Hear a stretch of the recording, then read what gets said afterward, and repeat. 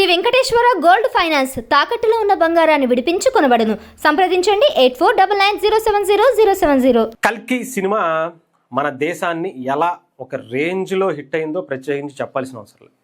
అలాంటి కల్కికి పార్ట్ 2 ఎప్పుడు వస్తుంది, దాంట్లో ఉండేటువంటి పాత్రలు ఎలా ఉండబోతున్నాయి, దీంట్లో మహాభారతం ఎపిసోడే దాదాపు 30 నుంచి 40 నిమిషాలు ఉండబోతుంది అనేటువంటి వార్తలు ఇప్పుడు దేశమంతా చర్చకు సాగుతున్నటువంటి పరిస్థితి. అసలు ఈ మహాభారతంలో చాలా క్యారెక్టర్లు కనిపించబోతున్నాయి. దాంట్లో ఒకటి విజయ్ దేవరకొండగా ఆల్రెడీ మనకి ఈ సినిమాలో అలా కనిపించినటువంటి పరిస్థితి కనిపించింది.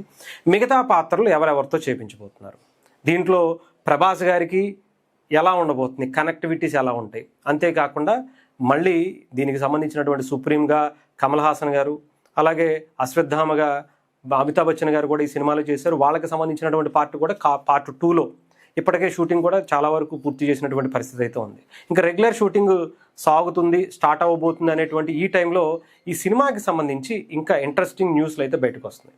ఏవైతే మహాభారతం ఎపిసోడ్కి సంబంధించినటువంటి పాత్రలో చాలా కీలకమైనటువంటి వ్యక్తులు దీంట్లో నటించబోతున్నారు. అందులో జూనియర్ ఎన్టీఆర్ గారు కూడా భీముడిగా ఒక పాత్ర చేయబోతున్నారు, ఒక క్యామియో నటించబోతున్నారు అనేటువంటిది వినిపిస్తున్నాయి. అంతేకాదు ఇంకా చాలా పాత్రలకు కూడా ఆయన్ని చూస్తున్నారట. అటు భీముడిగా అంటే కొంచెం బలంగా ఉండాలి కాబట్టి ఆయన రీసెంట్గా కొంచెం బాగా సన్నబడ్డారు. ఆ పాత్రకైతే ఆయన ఇప్పుడు ప్రజెంట్ కనిపించేటటువంటి పరిస్థితి లేదు. వేరే పాత్రలకు సంబంధించి పరశురాముడా లేదా ఇంకొకట ఏదైనా సరే ఆయన్ని ఈ సినిమాలో ఒక క్యామియోలో చేపించడానికి చాలా తీవ్రమైనటువంటి ప్రయత్నాలే నాగ్ అశ్విన్ చేస్తున్నట్టుగా కూడా తెలుస్తోంది. ఏదేమైనా సరే ఇప్పటికే ప్రభాస్ గారితో ఆయన ఒక్కడే సెంటర్ ఆఫ్ అట్రాక్షన్ అనుకుంటే దాంతోపాటు అమితాబ్ బచ్చన్ గారు కలిశారు. ఆ తర్వాత కమల్ హాసన్ గారు ఒక సుప్రీం క్యారెక్టర్ చేస్తున్నారు. ఆ తర్వాత విజయ్ దేవరకొండ, ఇప్పుడు జూనియర్ ఎన్టీఆర్.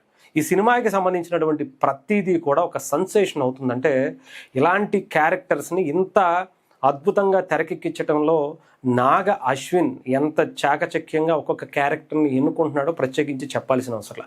సో కల్కి ఇప్పటికే ఆ పార్ట్ ఎంత హిట్ అయిందో ప్రత్యేకించి చెప్పాల్సిన అవసరం. పార్ట్ 2 దానికి మించి ఇవ్వటం కోసం ఇప్పటికే చాలా బలమైనటువంటి వ్యక్తుల్ని అటు తమిళకి అటు హిందీకి సంబంధించినటువంటి ఇంకా వేరే హీరోలని వేరే క్యారెక్టర్స్ని కూడా ఈ సినిమాలో నటించేందుకు ప్లాన్ చేస్తున్నారట.